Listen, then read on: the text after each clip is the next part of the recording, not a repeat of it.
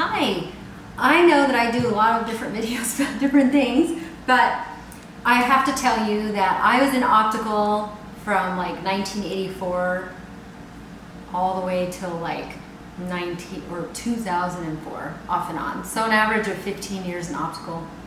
And then I did many other things and I'm back in it. And I'm remembering all the things I'm passionate about. And now that we can order glasses online, I wanted to share some important tidbits. And again, I'm still a little fresh back into this business, but there are some really important basics that I want to share with people because I have so many people coming in with so many questions. And the doctor I work for, Dr. Erica Wilkin, she let me know the other day that buying glasses is the top 5 most stressful purchases somebody can make. One of the most stressful events you can have is buying glasses. So I want to try to help make it easier because people feel really overwhelmed. And although I think it's best to buy them in person, you're going to get better options that way. Sometimes we do need a backup pair that's inexpensive and we want to get them online because we see something cute. So here are some helpful tips for you. And I'm going to start first with plastic versus metal frames. Okay, so I'm wearing a drill brimless frame. My prescription isn't really strong. I had LASIK years ago and I got more nearsighted, but as you can see, it's a little bit more delicate because they drill in through the lens and put the skeleton on that way. This whole thing is called the skeleton and this is the chassis. And I love them in the summer in the desert because they're extremely lightweight, they don't move.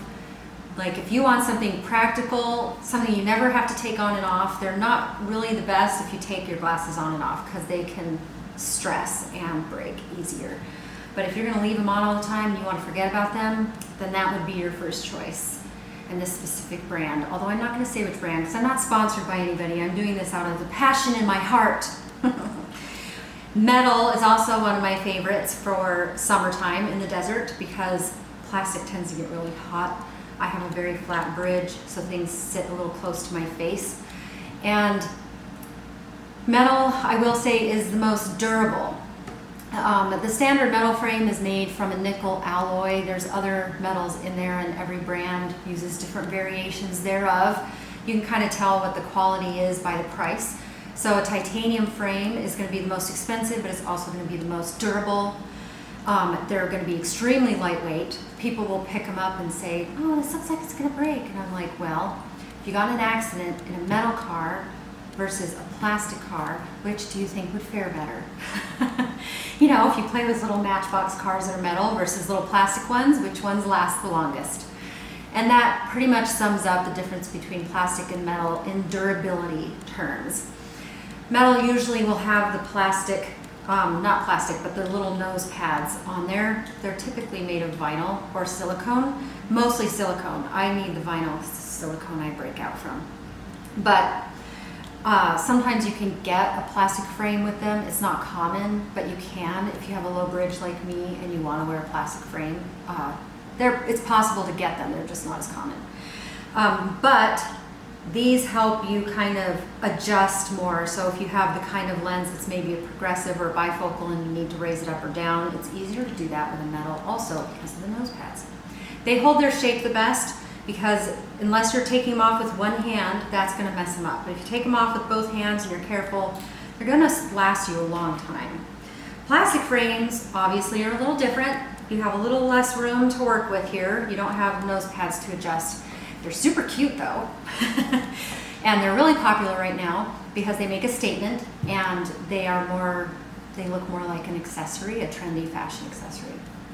So plastic, it depends on the size of the frame really as to how heavy or light they are.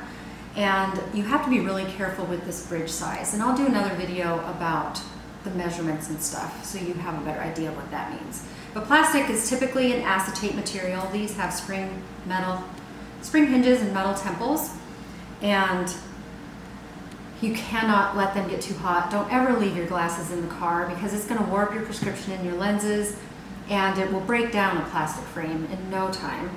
and then you'll put your glasses on one day and the temples are going to be spread way out. See how much wider those are? They just don't hold up like a plastic frame or like a metal frame does. So heat makes them expand. The more you get them readjusted, take them to your local optometrist office and have them readjust them when they start feeling a little bit loose, and they'll hold their shape longer. But it's so hard for us to bring them back into shape if you wait too long. But the more metal that's involved in the plastic, because a lot of times they'll put, almost always, you're gonna see a metal bar inside, because it helps them, again, hold their shape and keep them from not getting too stretched out. So that is the basics between metal and plastic. They both have their benefits and drawbacks. Aesthetically, I think people really like the plastic, and that's what's popular now. But durability-wise, you're probably gonna like these better. I do like the feel of plastic temples more. But if you have them adjusted just right, you can get used to pretty much anything. So if you have any questions, let me know. I'll make another video about the sizes and what they mean and why you can't go by just those numbers alone. Have a good day.